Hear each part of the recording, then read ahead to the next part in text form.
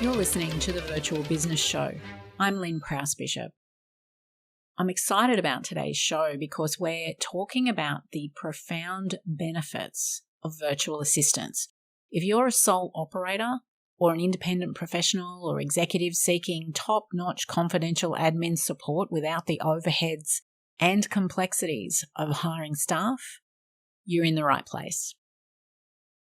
Virtual assistants, also known as virtual office professionals or virtual business operators, and more recently online business managers, present a cost-effective staffing alternative for businesses of all sizes.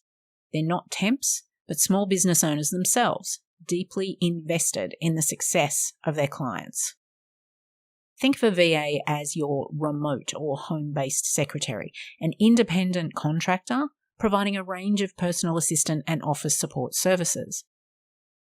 They operate from their own offices, utilising internet technology and a myriad of apps. Now let's get a bit deeper into the benefits and explore what's in it for you. First and foremost, cost savings. VAs deliver significant cost savings by performing services comparable to on-site staff without the associated on-costs. There's no payroll tax, workers' comp, superannuation or training expenses.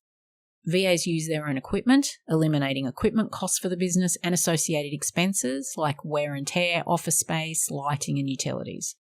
You might want to have a listen to episode 58, which covers the real cost of on-site staff. Secondly is enhanced productivity. VAs offer flexibility by being available outside normal hours, on weekends and public holidays, often at no additional cost.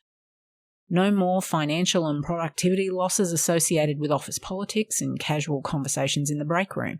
With VAs, you pay only for time on task, eliminating lost productivity associated with those typical office behaviours.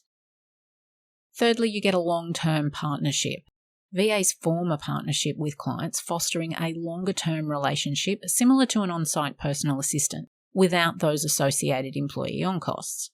Clients benefit from consistency of support, avoiding the need to train new people, for example, temps, in their business procedures.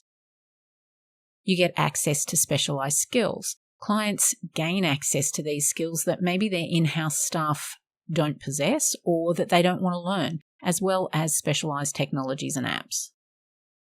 Then there are less obvious benefits.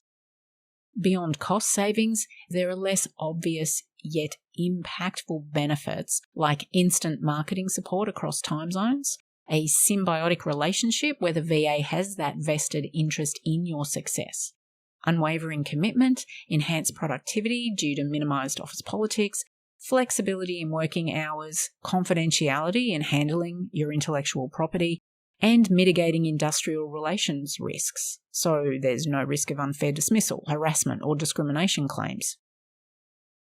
So what about using temps?